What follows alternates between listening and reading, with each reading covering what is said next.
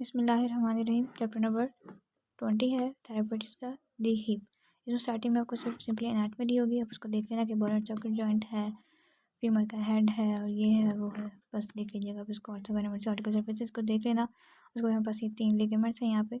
इलियोफेमोरल ligament है, प्यूबोफेमोरल ligament है, इलियोफेमोरल ligament है। अब लिगामेंट्स का मेनली मकसद क्या होता है कि कोई किसी न किसी मूवमेंट को वो लिमिट कर रहे होते हैं कि एक्सेसिव वो लिमिट ना हो जाए। अगर एक्सेसिव लिमिट होगी तो डैमेज हो जाएगा। ठीक है, उसके बाद हमारे पास है फंक्शनल रिलेशनशिप्स है यहाँ पे। इसमें इंटीरियर पेल्विक टिल्ट को बताया है, पोस्टीरियर पेल्विक टिल्ट है।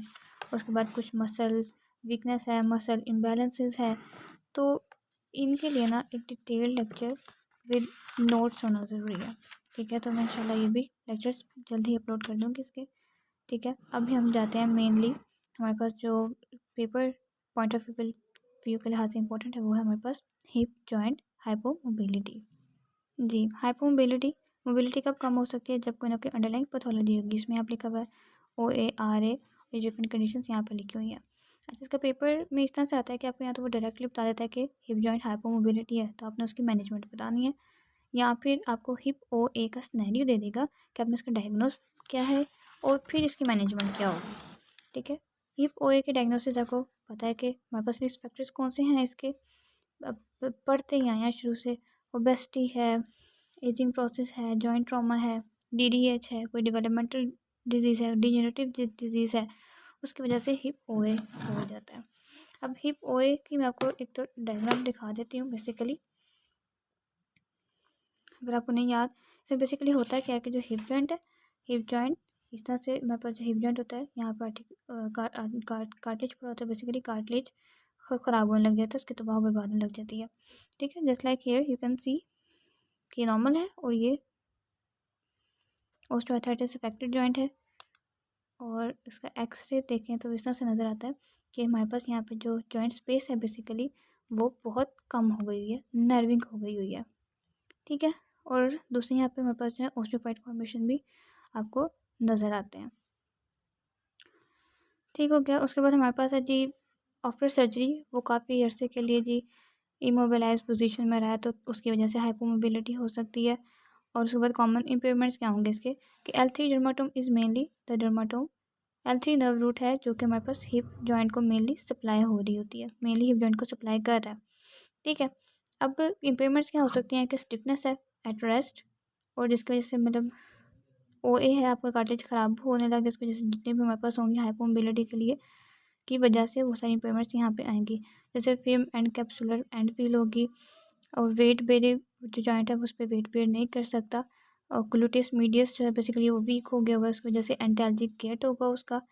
ठीक है, उसके बाद स्लो स्पीड होगी, लिमिटेड हिप एक्सटेंशन है, लिमिटेड हिप फ्लेक्शन होगी। और ये देख लेना, उसके नीचे हमारे पास है ये क्राइटेरिया, कहते हैं CPR क्लिनिकल प्रेडिक्शन रूल। अब ये कंडीशन है तो इट्स ओके कि वो OA का पेशेंट है। इसमें क्या है, लिमिटेड आपकी हिप फ्लेक्शन एक्सटेंशन और इंटरनल रोटेशन ये लिमिटेड हो गई है।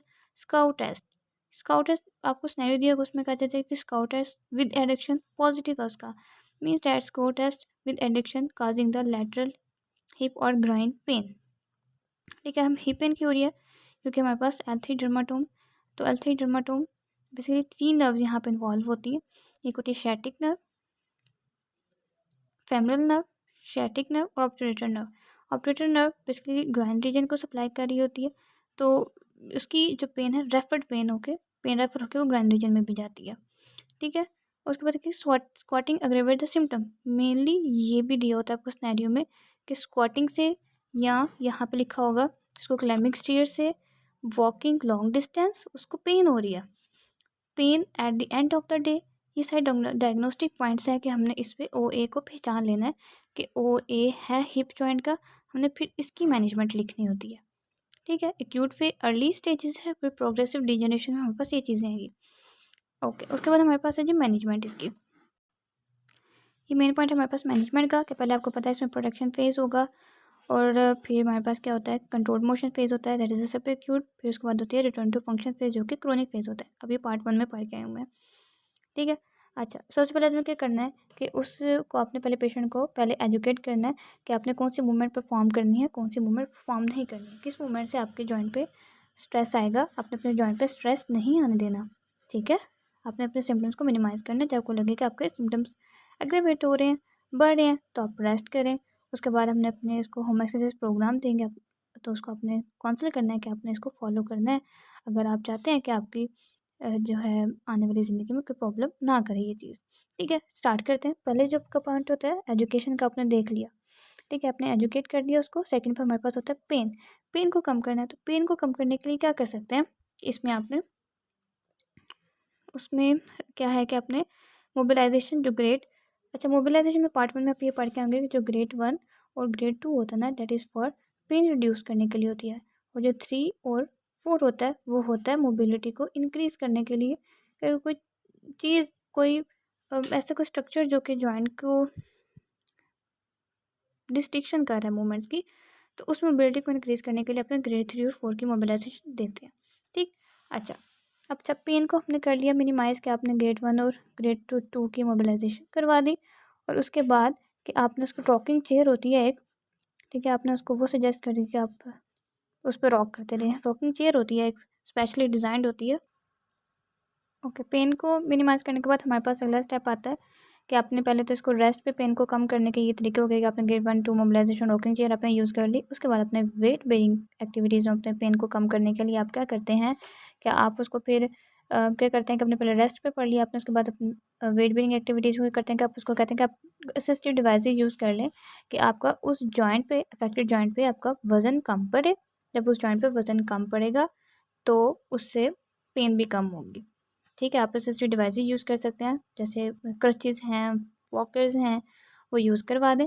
और यहाँ पे एक पॉइंट दिया कि अगर तो लेग लेंथ डिस्क्रिपेंसी भी है पेशेंट में, तो उसके लिए आप क्या करते हैं कि स्पेशली लिफ्ट्स मिलते हैं कुछ, जैसे आपको ये शू होता है ना, उस शू में इस तरह रख देते हैं लिफ्ट, तो फिर वो उसकी जो शॉर्ट लेग होती है वो फिर ऊंची होकर, तो फिर जस्ट शूज़ के साथ विद शूज़ ऑन, तो फिर वो it will be equal to your large leg, okay. उसके बाद हमारे पास आती है कि आपने उस चेयर को मॉडिफाई करना है, कि आपकी जो चेयर है ना, आपने उसको एलिवेट सीट करना होता है। चाहे आप बैठने के लिए वो चेयर यूज़ करें, आपने उसकी सीट को एलिवेट करना है। कमोड्स यूज़ करें तो आपने जो उस कमोड सीट होती है, आपने उसको भी सीट को भी एलिवेटेड लिफ्ट करवाना होता है, कि ताकि आपका हिप जॉइंट पे स्ट्रेस कम आए, तो फिर पेन भी कम होगी, ठीक है। उसके बाद जो थर्ड पॉइंट आता है कि आपने उसमें जो जॉइंट की जो स्टिफनेस है, जो मोशन है, आपने उसको मेंटेन, उसको अपने स्टिफनेस को बेसिकली अपने कम करना है, मोबिलिटी को अपने मेंटेन करके रखना है। तो उसके लिए क्या होगा कि आपको पता है कि पहले कोई प्रोटोकॉल यूज़ करते हैं कि आपने पहले उसको पैसिव रेंज करवानी होती है, फिर असिस्टेड एक्टिव रेंज, फिर एक्टिव रेंज ऑफ मोशन करवानी होती है, ठीक है।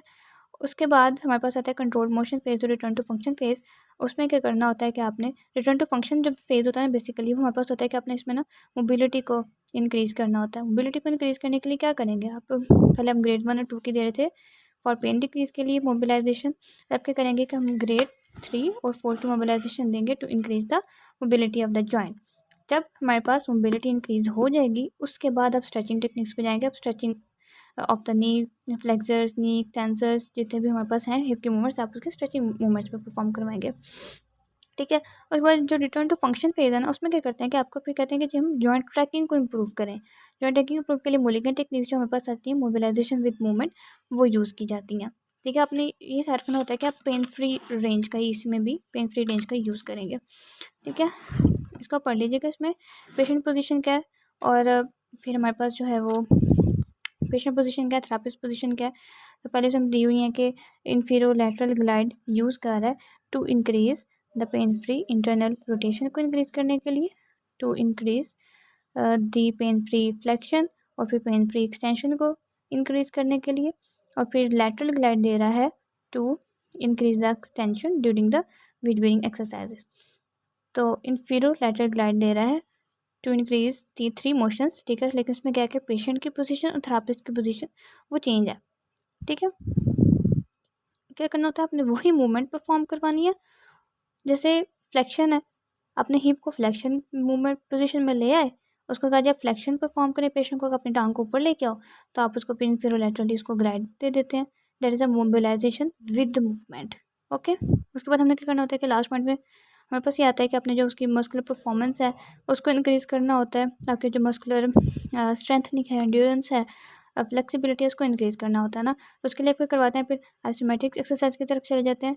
ठीक है, उसमें फिर आप मैक्सिमल आइसोमेटिक रेजिस्टेंस एक्सरसाइज पे ले जाते हैं, फिर डायनामिक रेजिस्टेंस एक्सरसाइज पे ले जाते हैं, और उसके बाद अब आपके मसल इतने काबिल हो चुके हैं कि अब वो वेट बेयर कर लेंगे।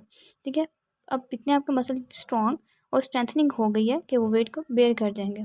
ठीक है, अब इसके लिए हम क्या फिर करवाते हैं कि क्लोज चेन एक्सरसाइजेज है एंड वेट बेयरिंग एक्टिविटीज़ इसमें परफॉर्म करवाते हैं, और लास्ट में पोस्चरल अवेयरनेस करवाते हैं कि अपना पोस्चर ठीक होना चाहिए। इसमें की पॉइंट ये भी है कि हिप जॉइंट हाइपरमोबिलिटी को ना इंक्रीज करने के लिए ये भी चीज़ है कि अगर तो स्विमिंग पूल अवेलेबल है, तो स्विमिंग पूल में पहले लो इंटेंसिटी एरोबिक एक्सरसाइज, उसके बाद आप हाई इंटेंसिटी एरोबिक एक्सरसाइज की तरफ भी जा सकते हैं, स्विमिंग की तरफ जा सकते हैं। उसके बाद आप पेशेंट को स्टेशनरी जो साइकिल है वो प्रेफर कर सकते हैं कि आप उसको चलाया करें डेली बेसिस पे। ये था हमारे पास हाइपोमोबिलिटी।